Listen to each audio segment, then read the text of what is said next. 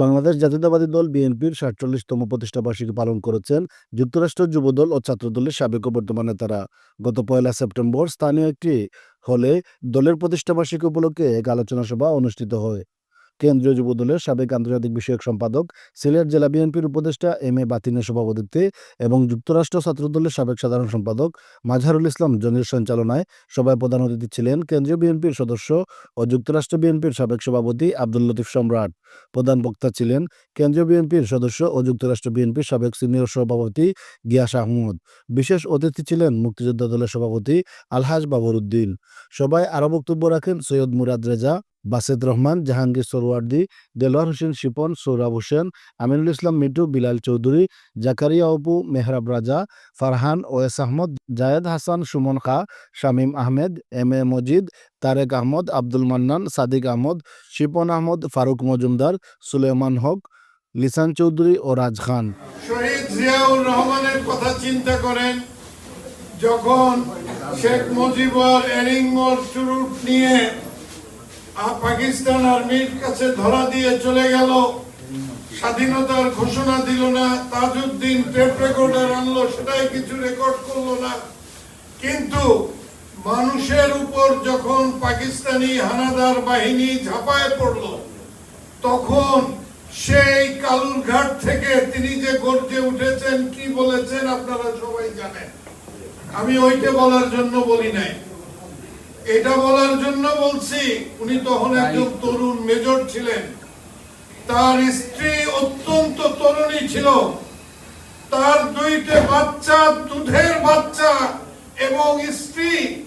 আপনারা যাদের সন্তান আছে আপনারা জানেন, মানুষ নিজের জীবনের তোয়াক্কা করে না, কিন্তু সন্তানের চাইতে আপন একটা পিতা মাতার কাছে কিছু নাই।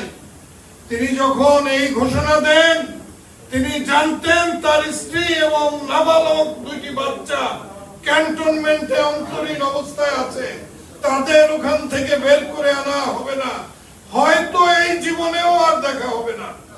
কিন্তু তবু দেশের জন্য, দেশের মানুষকে বাঁচানোর জন্য নিজের জীবন তো উৎসর্গ করলেনই, কিন্তু পাশাপাশি নিজের স্ত্রী সন্তানের অনিশ্চিত জীবনকে মেনে নিয়ে মুক্তিযুদ্ধে ঝাঁপিয়ে পড়েছিল। এর চেয়ে সেরা মুক্তিযোদ্ধা বাংলাদেশের সহস্র বছরের ইতিহাসে দ্বিতীয়টা হয় নাই, হবেও না। বিদেশ থেকে এসে তিনি কয়েক বছরের মাথায় ৭১-এর যে চেতনা, ৭১-এর যে মুক্তিযুদ্ধে যে চেতনা, গণতন্ত্র, ভোটের অধিকার, ন্যায় বিচার, সেগুলিকে পুনরুজ্জীবিত করে পাঠশাল কিন্তু ৭১-এর চেতনা ছিল না। আওয়ামী লীগ ৭১-এর চেতনা কখনো বহন করেনি, ধারণ করেনি। পাঠশালের মাধ্যমে ৭১-এর চেতনা তিনি কবর রচনা করেছেন, লক্ষ্মী বাহিনী সৃষ্টি করেছেন, লাল বাহিনী সৃষ্টি করেছেন, নীল বাহিনী সৃষ্টি করে তিনি মজিদ বাহিনী সৃষ্টি করে ৭১-এর চেতনাকে পুনরুজ্জীবিত করেছেন। সেই পথ পরিবর্তনের সময় শহীদ প্রেসিডেন্ট জিয়া রহমান পাঠশালের কবর থেকে সেই ৭১-এর যে চেতনা, গণতন্ত্র, ন্যায় বিচার, সর্বপ্রতি স্বাধীনতা ফিরিয়ে দিয়েছেন। আবার আমি সংক্ষিপ্তে বলি যে ৯০ দেখেন আমাদের দেশ নেত্রী বেগম খালেদা জিয়া, এরশাদ সাহেব তাকে প্রধানমন্ত্রী অফার দিয়েছিলেন।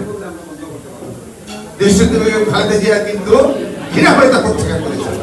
৯ বছর আন্দোলন করেছেন এই ৭১-এর চেতনা বাস্তবায়ন করার জন্য। কিন্তু জামাত ইসলাম, আওয়ামী লীগ, তারা এই স্বৈরাচার এরশাদ সাহেবের সংসদে গিয়েছিলেন। এই আওয়ামী লীগও ৭১-এর চেতনা তো গ্রহণ করে না, আর জামাত তো করে। আমাদের নির্বাচন, আসুন আমরা সবাই একসাথে কাজ করে তারেক রহমানের হাতকে শক্তিশালী করে একটা সুন্দর বাংলাদেশ গড়ে তুলব, এই আশা ব্যক্ত করে। অনুষ্ঠানে বিএনপি, যুবদল, ছাত্রদল, জাসাস, শ্রমিক দল, স্বেচ্ছাসেবক দল ও মুক্তিযোদ্ধা দলের নেতাকর্মীরা অংশ নেন।